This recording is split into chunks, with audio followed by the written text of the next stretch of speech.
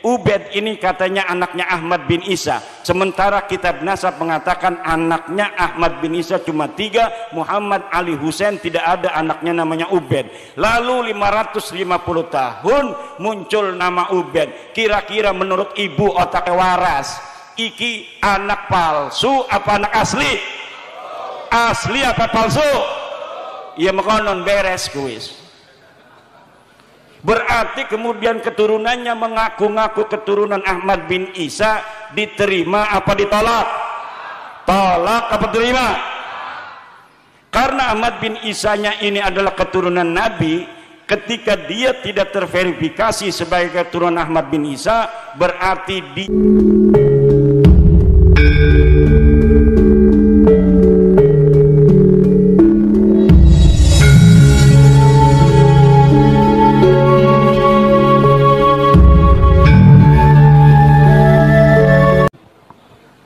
bahwa di Indonesia sejak tahun 1832 ada orang-orang dari Yaman datang, marga As-Segaf Al-Habsyi Al-Idrus bin Syihab bin Yahya bin Smith, itu seperti leluhurnya Habib Rizik, Habib Bahar, Habib Topik Segaf, Habib Lutfi bin Yahya. Mereka leluhurnya datang ke Indonesia mengaku sebagai keturunan Nabi besar Muhammad sallallahu alaihi wasallam. Kiai-kiai kita dulu husnudzon, karena pada waktu itu jumlah mereka tidak terlalu banyak dan yang ada itu akhlaknya masih bagus-bagus. Ama kiai itu luar biasa cium tangannya, luar biasa menghormatinya.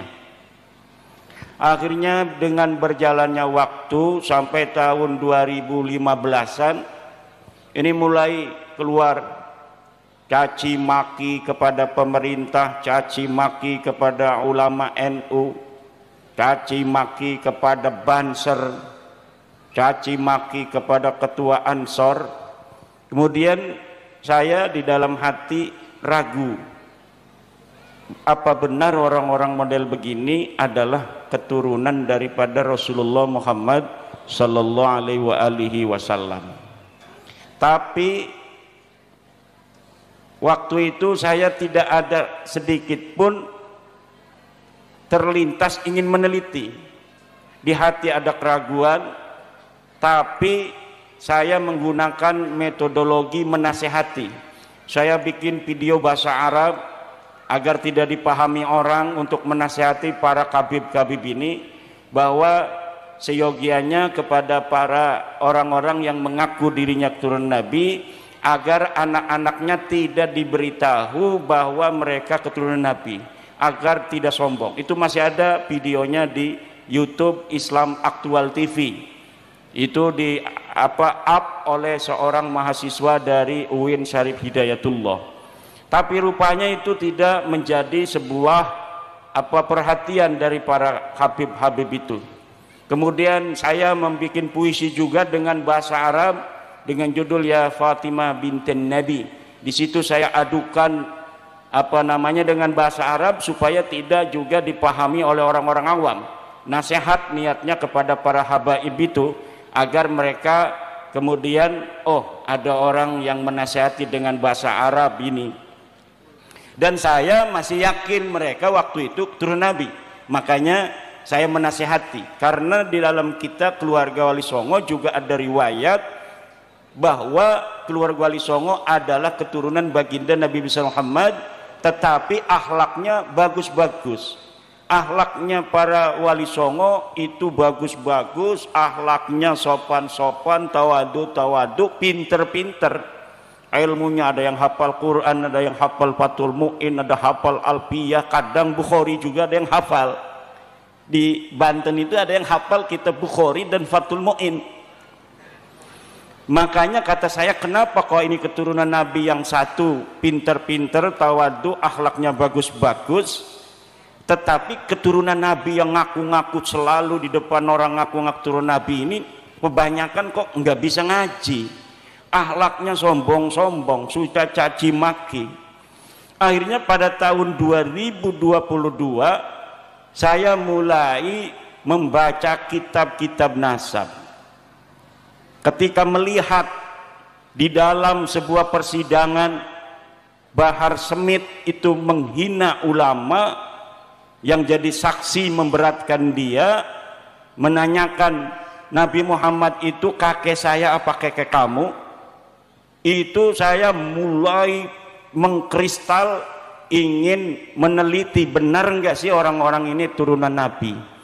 Akhirnya saya kumpulkan, saya gunakan metodologi ilmu sejarah dalam meneliti sebuah peristiwa sejarah, yaitu menggunakan teori heuristik, kemudian kritisasi sumber, kemudian interpretasi dan historiografi. Dari heuristik itu saya kumpulkan kitab-kitab yang bicara tentang nasab-nasab keturunan Nabi Muhammad SAW dari mulai abad ke-4, ke-5, ke-6, ke-7, ke-8, ke-9 sampai abad ke-14 Syamsudzahirah.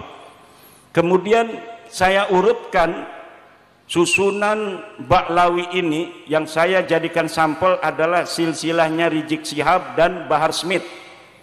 Kemudian yang satu ini kurang bagus, ini yang saya urut seret. Kemudian kita cari tahunnya masing-masing wafatnya. Kemudian kita selaraskan dengan kitab-kitab yang ada pada masanya masing-masing. Karena kitab-kitab nasab keturunan Nabi itu sudah ada. Setiap abad itu ada kitabnya. Sesuai tidak ke pengakuan mereka yang katanya mereka itu adalah keturunan dari Alwi bin Ubaid bin Ahmad bin Isa bin Muhammad An-Naqib bin Ja'far Ali Al-Uraidi bin Ja'far Shadiq bin Ali Muhammad Al-Baqir bin Ali Zainal Abidin bin Husain bin Fatimah bin Nabi Muhammad sallallahu alaihi wasallam. Itu saya urutkan. Ternyata dari Nabi Muhammad ke bawah punya anak Fatimah, sahih. Fatimah punya anak Husain, sahih. Husain punya anak Ali Zainal Abidin, sahih. Ali Zainal Abidin punya anak Muhammad Al-Baqir, sahih. Punya anak namanya Ja'far Shadiq, sahih. Ja'far Shadiq punya anak Ali Al-Uraidi, sahih. Ali Uraidi punya anak namanya Muhammad An-Naqib, sahih. Muhammad An-Naqib punya anak namanya Isa, sahih. Isa punya anak Ahmad, sahih. Ahmad punya anak Ubaid, ini mentok. Ahmad bin Isa itu wafatnya 345. Berarti kita cari kitab yang ada di abad keempat. Ada kitab Sirri Silsilatil Alawiyah. Di abad keempat Alawi bin Ubaid ini, Ubaid ini wafatnya 383, punya anak namanya Alwi, wafatnya 400 Hijriah. Saya cari kitab-kitab yang ada di abad kelima, yaitu saya temukan 3 kitab. Pertama adalah Tahdzibul Ansab karya Al-Ubaidili, yang kedua Al-Majdi karya Al-Umari, ketiga adalah Muntaqilatut Talibiyah karya Ibnu Tobatoba. 3 kitab ini tidak mencatat leluhur para kabib-kabib di Indonesia ini yang bernama Ubaid sebagai keturunan Nabi Muhammad, tidak dicatat. Tidak ada kitab-kitab di abad kelima yang mencatat Ubaid sebagai anaknya Ahmad bin Isa. Ahmad bin Isa ini sahih sebagai keturunan Nabi berdasarkan kitab-kitab nasab yang ada pada saat itu, tetapi tidak mengatakan dia punya anak bernama Ubaid atau Ubaidillah atau Abdullah. Akhirnya di dalam kitab abad ke-6 saya cari, mungkin saja di abad ke-6 masih ada yang masih dekat, hanya berjarak 100 tahun. Tapi di kitab abad ke-6 disebutkan namanya kitab As-Syajarah Al-Mubarakah karangan Imam Al-Fakhrur Razi, orang Roy di Iran. Sedangkan Ahmad bin Isa ini anak-anaknya ada di Roy Iran. Imam Fakhrur Razi yang hidup di Iran di Roy itu bertetangga dengan anaknya Ahmad bin Isa, dari jalur Muhammad bin Ahmad bin Isa. Nanya-nanya, berapa anaknya kakek kamu Ahmad bin Isa? 3. Pertama Muhammad, Ali, Husain. Tidak ada anak bernama Ubaidillah, tidak punya cucu namanya Alwi. Abad ke-6 rungkad, laka sing nyatet dheweke turun nabi. Abad ke-7 ditemukan kitab Al-Fahri. Apakah betul itu keluarga Kabib itu ditulis di abad ke-7 yang namanya Alwi? Alwi punya anak namanya Muhammad, Muhammad punya anak namanya Alwi lagi. Kan mereka ada di abad ke-6. Apakah ditulis sebagai turun nabi? Tidak. Abad ke-6 kitab Al-Fahri, kitab As-Sajalah Mubarakah. Kemudian abad ke-7 kitab Al-Fahri, abad ke-8 kitab Al-Asili. Tidak ada satupun yang mencatat keluarga Kabib ini, keturunannya ke atas, leluhurnya itu sebagai keturunan nabi. Teu aya alias ora ono. Abad ke-7 ke-8 rungkan. Abad 9 Ibnu Inabah mengarang kitab Umdatul Talib Al-Kubra. Di dalam kitab itu mencatat nama Ahmad bin Isa dan anaknya. Tidak ada nama Ubaid dicatat sebagai anak Ahmad. Tidak ada Ubaid, Alwi, Muhammad, Syahib Mirbat, Faqih Muqaddam dicatat pada abad ke-9 sebagai keturunan baginda Nabi. 550 tahun sejak wafatnya Ahmad bin Isa 345 sampai kemudian keluarga Ba'lawi ini, leluhurnya Rizik Syihab mencatat di dalam kitabnya sendiri namanya Al-Burqatul Musyiqah 895 Hijriah bahwa dia keturunan Nabi dari jalur Ahmad bin Isa yang wafat 345 itu. Jadi ada kekosongan riwayat, kekosongan dalil selama 550 tahun.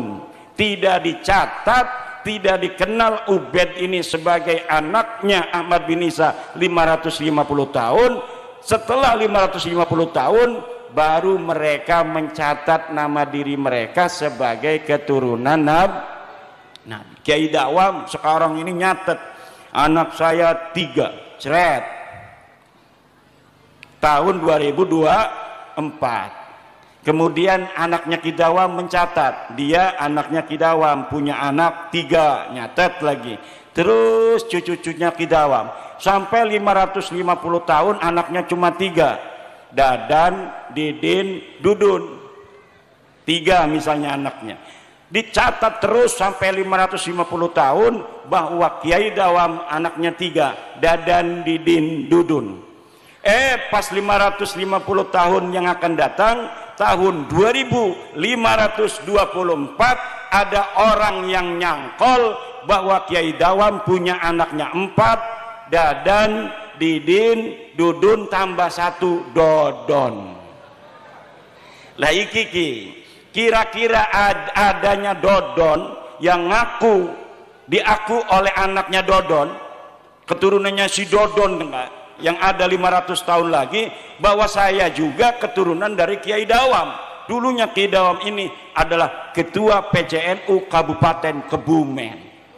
Pengen punya keturunan leluhur yang ketua PCNU. Dia nyangkol sama namanya Kiai Dawam yang katanya punya anaknya 4. Padahal di kitab-kitab lainnya keturunan Kiai Dawam nulisnya selama 550 tahun, setiap generasi anak putu buyut jangka wareng kerepok balung udah gantung siwur, itu semuanya nyatet anaknya Kiai Dawam cuma 3, Dadan, Didin, Dodon. Tidak ada anaknya bernama Dadan, Didin, Dudun, tidak ada anaknya bernama Dodon. Maka adanya Dodon ini palsu apa asli?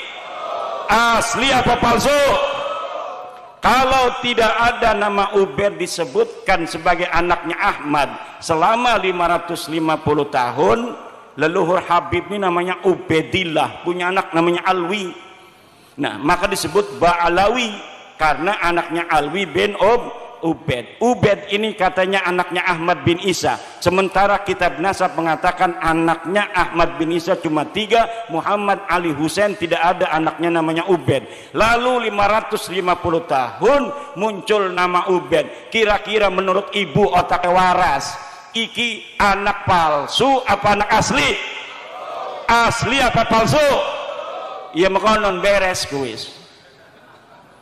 Berarti kemudian keturunannya mengaku-ngaku keturunan Ahmad bin Isa, diterima apa ditolak?